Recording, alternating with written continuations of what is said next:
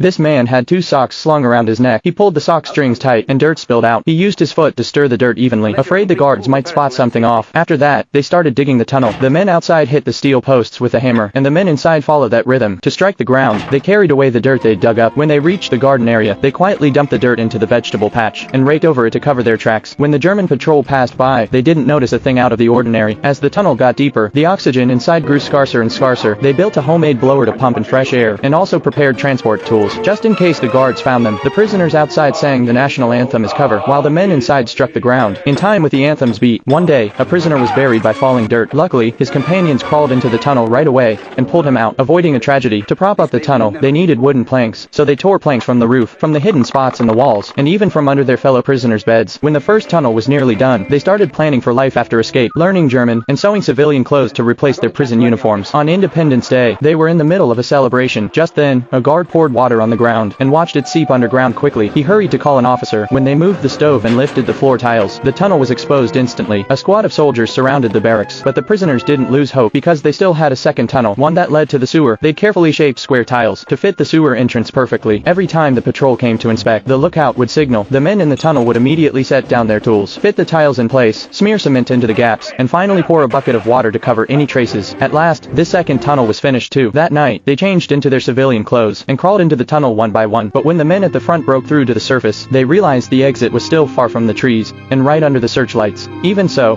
the man at the front took the risk. He crawled out quickly and hid in the woods. When the moment was right, he pulled the rope to send a signal, and the men inside the tunnel moved at once. Suddenly, one prisoner tripped and fell to the ground. The noise alerted the sentry. As the sentry went to check, he spotted another prisoner crawling out of the tunnel. In the end, only some of them managed to escape successfully.